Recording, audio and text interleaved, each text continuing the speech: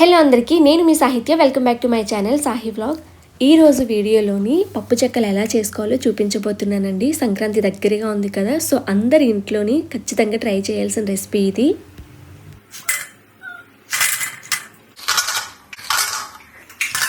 చాలా టేస్టీగా, క్రంచీగా, అలానే పర్ఫెక్ట్గా చేసుకోవచ్చు. సో నేను చెప్పిన విధంగా ఒకసారి ట్రై చేయండి. ముందుగా ఒక 2 టేబుల్ స్పూన్ వరకు పెసరపప్పు తీసుకొని నానపెట్టేసుకోండి. ఒక అరగంట సేపు పక్కన పెడితే నానిపోతుంది. నెక్స్ట్ పచ్చికారం తయారు చేద్దాము. దానికోసం ముందు చిన్న మిక్సీ జార్ తీసుకొని ఇప్పుడు ఇందులోకి కొంచెం అల్లం, దాని తర్వాత ఒక 6-7 పచ్చిమిరపకాయలు అయితే యాడ్ చేసుకోండి. ఇప్పుడు ఇందులోకి 10 లేదా 12 వెల్లుల్లి రెబ్బలు అయితే యాడ్ చేసుకోండి. ఇప్పుడు దీన్ని మొత్తం మిక్సీ అయితే పట్టేసుకొని పక్కన పెట్టేసుకోండి.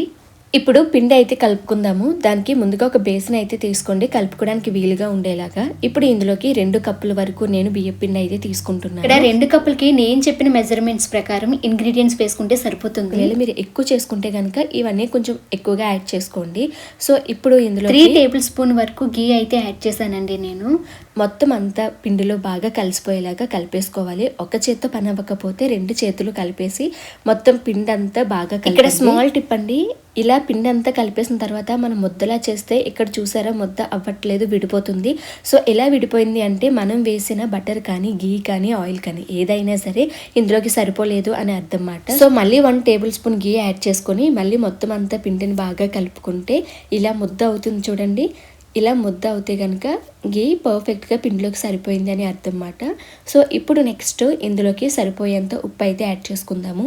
ఇక్కడ నేను 1.5 టేబుల్ స్పూన్ సాల్ట్ అయితే యాడ్ చేశానండి. 2 కప్పుల బియ్యం పిండికి ఈ సాల్ట్ అయితే టేస్ట్కి సరిపోతుంది. దీని తర్వాత మనం స్టార్టింగ్లోని పచ్చికారం చేసుకున్నాం కదా, అది 1 టేబుల్ స్పూన్ అయితే యాడ్ చేసుకోండి. ఇప్పుడు ఇందులోకి 1 టేబుల్ స్పూన్ జీలకర్ర యాడ్ చేసుకోండి. నెక్స్ట్ చిన్నగా కట్ చేసుకొని సిజర్తో అయితే మనకి చాలా చిన్నగా కట్ అవుతాయండి. సో చిన్నగా కట్ చేసుకున్న కరివేపాకుని అయితే యాడ్ చేసేసుకోండి. మనకి నైఫ్తో కట్ చేసే కంటే సిజర్తో కట్ చేస్తే చాలా చిన్నగా వస్తాయి అన్నమాట. నెక్స్ట్ ఇందులోకి ముందుగా నానబెట్టుకున్న పెసరపప్పుని తీసుకొని ఇందులోకి ఒక 2 టేబుల్ స్పూన్ వరకు యాడ్ చేసుకుంటే సరిపోతుంది. ఇప్పుడు ఇవన్నీ బాగా కలిసేలాగా కలిపేసుకోండి. ఒక పక్కన స్టవ్ మీద కొంచెం గోరువెచ్చటి నీళ్ళు మరగబెట్టుకోండి ఈలోపు. సో వాటర్ కొంచెం గోరువెచ్చగా అయిన తర్వాత పిండిని బాగా కలిపేసుకున్న తర్వాత సాల్ట్ చెక్ చేసుకోవాలి అనుకుంటే ఇప్పుడే చెక్ చేసేసుకోండి. వాటర్ యాడ్ చేసుకున్న తర్వాత చెక్ చేసుకోవడానికి అవ్వదు. సో ఇప్పుడు గోరువెచ్చటి నీళ్ళు కొంచెం కొంచెంగా యాడ్ చేసుకుంటూ పిండిని అయితే కలుపుకోవాలి. ఒక్కసారి ఎక్కువగా వేసేయకూడదు, అలా వేసేస్తే ముద్దలా అయిపోతుంది అన్నమాట. సో అందుకని కొంచెం కొంచెంగా యాడ్ చేసుకోండి. పిండిని కలిపేటప్పుడు చల్లనీళ్ళ కంటే వేడి నీళ్ళతో కలుపుకోవడమే మంచిదండి. ఎందుకంటే అప్పుడే మనకి చెక్కలు క్రంచీగా అయితే వస్తాయి. ఇలా కొంచెం కొంచెం వాటర్ యాడ్ చేసుకుంటూ పిండిని ఇలా ముద్దలా అయితే చేసుకోండి.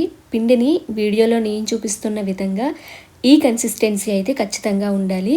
మరీ పల్చగా ఉండకూడదు, మరీ గట్టిగా కూడా ఉండకూడదు.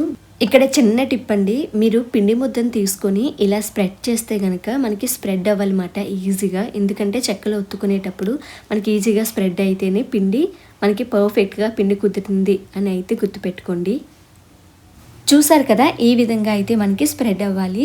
అప్పుడు మనకి ఈజీగా చెక్కలు అయితే చేసేసుకోవచ్చు. ఇప్పుడు ఈ పిండి ఆరకుండా ఒక తడి కర్చీఫ్ కానీ, ఒక తడి క్లాత్ కానీ ఏదో ఒకటి ఈ పిండి పైన తడిపేసి ఇలా కవర్ చేసేయండి. అప్పుడు మనకి పిండి ఆరదన్నమాట.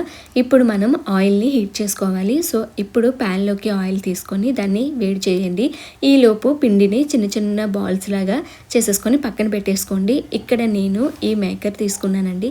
చాలా ఈజీగా ఒక్క మనిషి ఎన్నైనా సరే చెక్కలు చేసేసుకోవడానికి చాలా ఈజీగా ఉంది. ఇది నేను మీషోలో అయితే తీసుకున్నానండి. మీకు ప్రొడక్ట్ లింక్ కావాలంటే కమెంట్ చేసేయండి. చూసారు కదా ఎంత సింపుల్ గా, ఎంత బాగా పర్ఫెక్ట్ గా వచ్చేస్తున్నాయో. నాకైతే చాలా చాలా బాగా నచ్చింది అండ్ చాలా యూస్ఫుల్ అనిపించింది.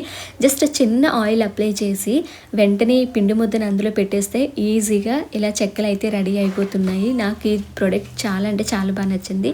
సో మనకి పండగప్పుడు ఈజీగా ఒకరి హెల్ప్ లేకుండా చేసుకోవచ్చు అన్నమాట. సో ఇలా అన్నీ అయితే రెడీ చేసుకొని పక్కన పెట్టేసుకున్నాను. ఇప్పుడు మనం ఆయిల్ అయితే హీట్ ఎక్కిపోయింది. ఇప్పుడు మనం చేసుకునే పప్పు చెక్కల్ని స్టవ్ మీడియం ఫ్లేమ్లోకి అడ్జస్ట్ చేసుకొని ఒకదాని తర్వాత ఒకటి ఇలా వేసేసుకొని ఫ్రై చేసుకోవాలండి. మరి ఎక్కువగా వేసేసుకోకుండా కొంచెం కొంచెం వేసుకొని ఫ్రై చేసుకోండి. సో ఇలా మనకి ఫ్రై అయ్యి లైట్ గోల్డెన్ కలర్ వచ్చేంత వరకు అయితే ఫ్రై చేసేసుకోవాలి. కొంచెం అటు ఇటు తిప్పుకుంటూ ఫ్రై చేసుకుంటే సరిపోతుంది. చూసారు కదా, ఈ విధంగా గోల్డెన్ కలర్ వచ్చేంత వరకు ఫ్రై చేసేసుకొని ఇప్పుడు దీన్ని తీసేసుకోవడం. ఇప్పుడు మిగిలిన పిండి అంతా సేమ్ ప్రాసెస్లో ఫ్రై చేసేసుకోవటమే అండి. చూసారు కదా, ఈ సంక్రాంతికి మనమే చాలా ఈజీగా క్రంచీ టేస్టీ చెక్కలు అయితే ఇంట్లోనే చేసేసుకోవచ్చండి. మీ అందరికీ వీడియో అయితే నచ్చిందని అనుకుంటున్నాను. మీకు కనుక ఈ వీడియో నచ్చితే ఖచ్చితంగా లైక్ చేసి సపోర్ట్ చేయండి. నెక్స్ట్ వీడియోలో మళ్ళీ కలుద్దాం.